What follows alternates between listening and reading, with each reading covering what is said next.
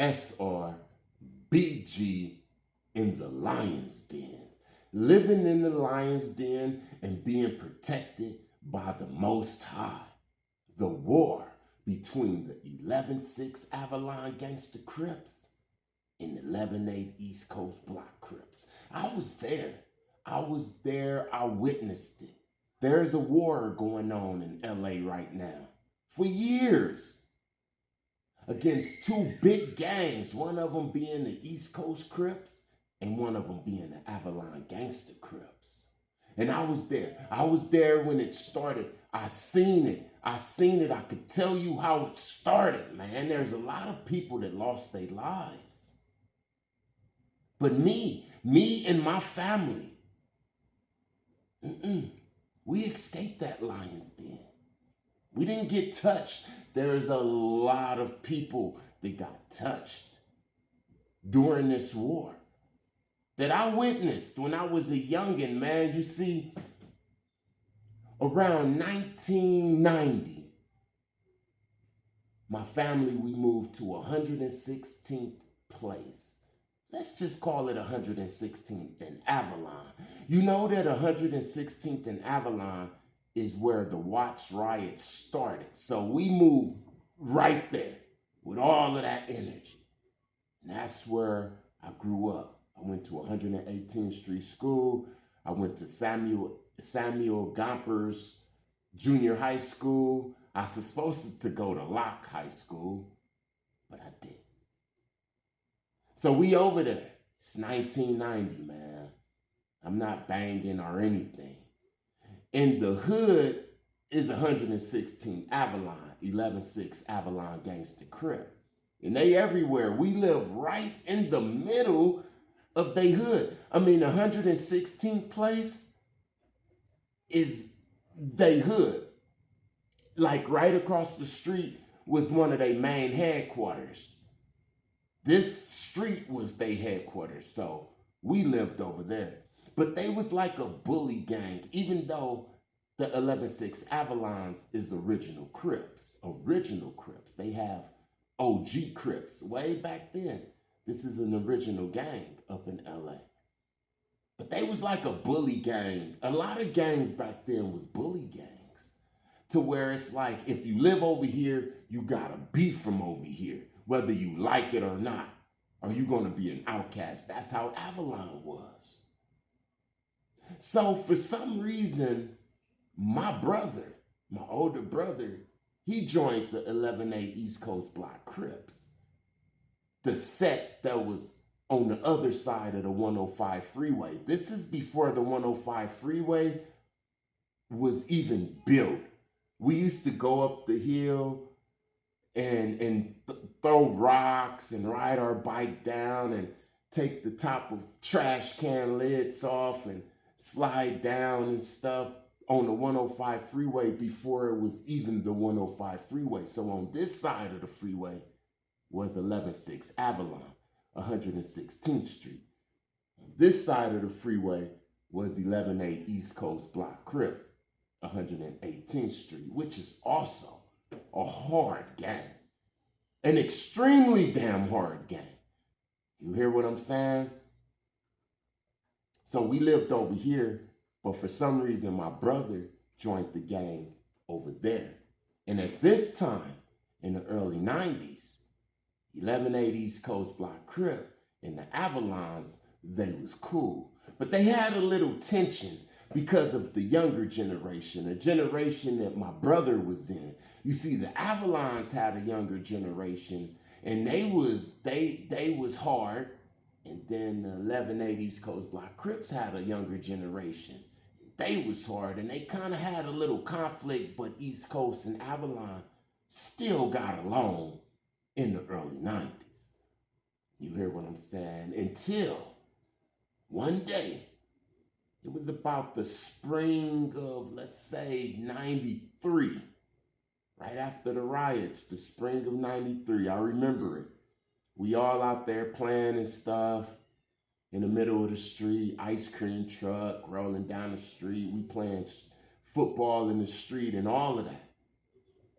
And then this one dude, I'm going to say the names, and this video might trigger people, but I'm going to say the names because these people are no longer here. I mean, it is crazy how many people is no longer here because of this. And remember that the main thing that I'm telling you about is the Lion's Den, right? We lived in 11-6 Avalon Hood, but my brother was from the other side of the freeway, 11-8 East Coast Block Crip. So in the spring of 93, as we playing in the streets, we see this one dude named Crazy, Lil Crazy, but he changed his name to Lil Iceman, a little bit after this. He walking down the street and he look at us, he mad dog us. He have some brownies on. Those are some brown gloves. Anybody from LA, you know that brownies mean you about to shoot somebody or you about to fight somebody, right? Back in the days, in the 90s. So he got the brownies on, all of that. You could tell he got a pistol and all of that, and he looking like hella crazy, walking down the street, and he look at us, because my brother was already from 11-8, and it was established, and they was already kind of fighting and stuff, but no shooting or anything like that. So he look at us, and then he just continue on. About like 3 minutes later, we hear a pop, pop, pop, pop, pop, pop, pop, pop, pop, pop, pop, pop, pop. And we like, whoa, like right over the freeway, we hear the popping. Then all of a sudden, from a distance, we see Lil Iceman, Crazy. Remember, he changed his name to Lil Iceman after that. He come running down the street with like a 357 up in his hand with the brownies on, and he run right past us. I mean, this is the day that the 11-8 East Coast Block Crips, really all of the East Coast and all of the Avalons, start beefing. I was right there with my little brother, with my neighbors and stuff. This is the day that Lil Iceman went on that side of the freeway and killed the dude named Polo from East Coast. And it wasn't good, man. It wasn't good for the Avalons. It wasn't good for my family. Why? Because we lived inside of the 11-6 Avalons. Do you understand why I'm about to tell you about the Lion's Den when their main spot was right across the street from us? We was surrounded, man. We was outnumbered. I started a crew, like a tagging crew, but we was hard though. We was kind of like a gangbanging crew. I started a crew before all of this. And then I get locked up. Make a phone call, and my brother say that everybody from the crew turned 11-8 East Coast. So I'm like, damn, because I'm the type of person, I want to start my own stuff, which I did, but somehow they all gangbanging. You feel what I'm saying? At the same time, we still living up in 11-6 Avalon Hood. Man, I mean, they spot is right across the street. I mean, right across the street. And they all out too. And every night, man, you hear gunshots. You hear helicopters, especially on the corner of 116th and Town. It was this white dude named Jake, white boy Jake, G-Man from 11-6 Avalon. I remember he used to look like Busy Bone, the one from Bones that be like, everybody. That dude, man. He lived on the corner, man, and they shot his mama house up every night for like 2 weeks, man. I promise, man, like clockwork. You hear what I'm saying? The shootings, the murders, the drive-bys, man. One night, my brother say, this is my brother's story, but it's real. One night, my brother, he coming down the street, 116th in Town, and OG Mumbles from Avalon. Now, Mumbles Mumbles got shot 16 times before he even became from Avalon, back up in the 80s, man. They ran up in the dope spot and shot Mumbles up, shot him in the mouth and everything. That's why they call him Mumbles, because he talked like with a mumble, like he got shot like 1,000 times, man. I'm telling you, it's gangbangers out there, man. And Mumbles was one of them. Mumbles was one of the ones that you didn't want to speak his name because he just might pop up. Mumbles from 11-6 Avalon. My brother coming down the street and Mumbles come and pull out a big pistol and about to do my brother in, but some of his friends came and, you know, saved the day. I mean, we lived right across the street. It was a bloody war against these two gangs, and we lived in the enemy territory, man. You know, I used to sit up at night in camp and pray, man. Pray for my family. They did drive-bys on my house, man. One night, they shot up my house, and the bullet came like right here to my mom's head, right there. It was up in her bed.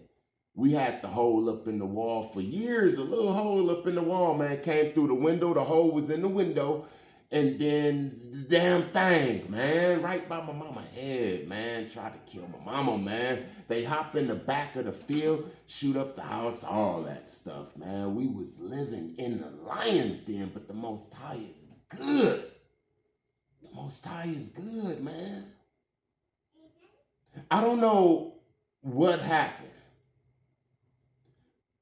The prayers of my mama, my grandmama, or what? But I know that the Most High started working in our favor because people started dropping. My older brother have a testimony of how he was rolling down the street and some of the dudes,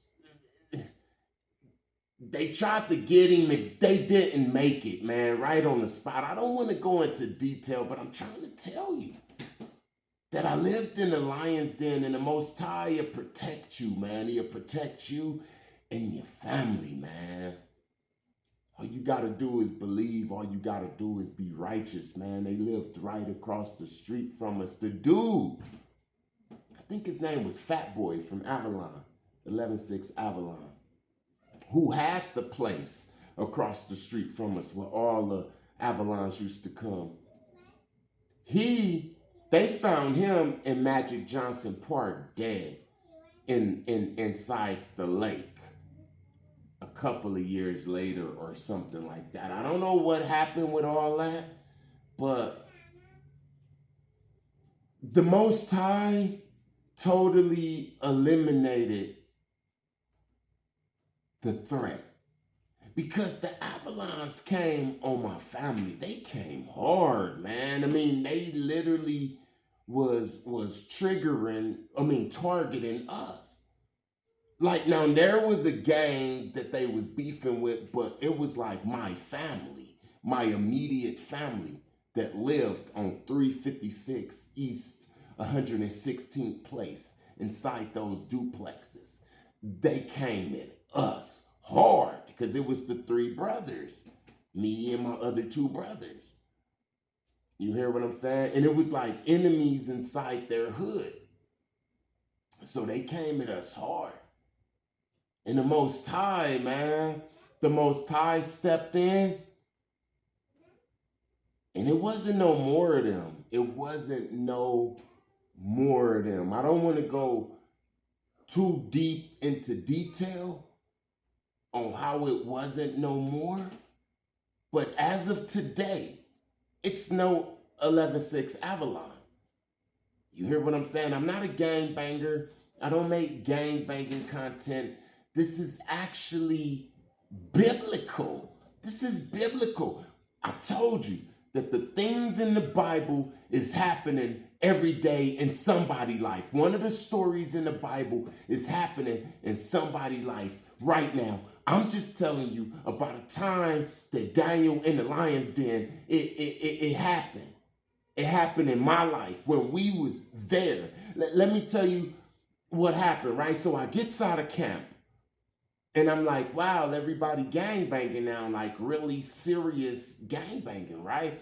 And they put me up on game about where I can go and where I can't go and how to gangbang. Because at first we was just taggers and stuff like that, right? We had a crew because the early 90s was the time of the taggers and the crew. We was like a gang, we was like a crew like Trouble. If we would have still been around, we would have been like nothing but trouble. Cause back then, nothing but trouble was just forming, and we was cool with Trouble at that time. You hear what I'm saying? We was like a crew, like Trouble. Right? I think they turned Hoover, but I forgot what I was saying. But oh yeah, the time, a time. So I gets out of camp, and they put me up on game on how to be a real gangbanger and stuff like that. I don't like it because some of the enemies that we got went to school with us, so I didn't like it. So one day we over some female's house. We on Lancet, like somewhere on Lancet, right? 115th and Lancet. And we with the females, we talking, we in the middle of the street, like a summer day. We all like teenagers and stuff, right? So then the sun is going down and it's tracks, it's railroad tracks on Lancet.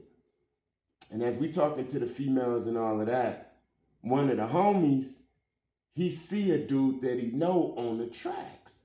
And he say, oh, that's old girl boyfriend. Like, that's his cousin, his sister, his cousin boyfriend, her boyfriend. Oh, let me go tell him what's up. So I say, oh, whatever. I look, I say, whatever. I see a dude on the track like a figure because the sun is going down. Then all of a sudden, something tells me, look more. And I look closer, and it's Lil Sleep from 11-6 Avalon, another one that's resting in peace. Him and Mumbles and Droop. I tell the homie, I say, hey, that's Lil Sleep. You see, Lil Sleep was a killer from 11-6 Avalon. Lil Sleep and them killed my homie Boom. All of these dudes is dead. That's why I'm saying their name. You hear what I'm saying? A couple of months before that, Lil Sleep and Lil Iceman killed my homie Boom, our homie that was from our crew. Like, you know, not gangbang, but was from our crew. But the homie didn't know he was still in the crew type of mentality instead of the gangbanging mentality. And he was about to go embrace this dude. And I said, no, that's Lil Sleep. And as soon as I said that, Mumbles and Droop, little Droop came from around the corner and they started shooting at us, man. I heard the bullets like, that's the first time I heard bullets, man. You can hear bullets, man. You see why a lot of people in the hood is traumatized because we heard bullets, man. You don't supposed to be 15, 16 years old hearing bullets, man. You hear what I'm saying? I remember we ran, we hit this gate, it was this field, and then we all checked each other like anybody hit, nobody was hit. That's when Big Boom was still alive. Matter of fact, Big Boom got killed a couple of months after that when I went to camp again. I got put up in camp, and then before I got out, them same dudes killed Big Boom. You hear what I'm saying? But the Lion's Den, throughout all of that, the Most High kept my family safe, man. I seen how the Most High used other gangbangers, bigger, badder gangbangers. I remember one time, the East Coast, they flooded the whole street, man. They was messing with my brother, the Avalons, before they really started beefing, before Little Iceman killed Polo, before all of that. And they had a little tension. I remember they was messing with my brother, my older brother, And one night they flooded the whole street. I ain't never seen that many gangbangers in my damn life. It was like about 500 East Coasters out there, man. And they made the Avalon submit. Now, I'm not trying to start no war or trigger nobody. I'm talking about the Lion's Den, man. Sometimes if a gang or a crew or anybody, you know, is strong and they dominant and they crew because the Avalons was also raping females over there. I told y'all that this was going to be a trigger warning. So if you're from LA, you don't like to be triggered, then you shouldn't even listen to this. But I'm here to tell the truth. The Avalons was raping women over there and all of that. So the Most High stepped in. And once they start messing with my family, man, shooting up my house and stuff, it was a wrap. Man, it was such a wrap that they ain't even there no more. The Lion's Den. Even if you placed in the Lion's Den, man, if you fasting and you praying like my moms and my grandma, man, being good to the Most High, man, the lions won't even be able to bite you, man. I hope you understand what I'm saying, because I'm out. Peace.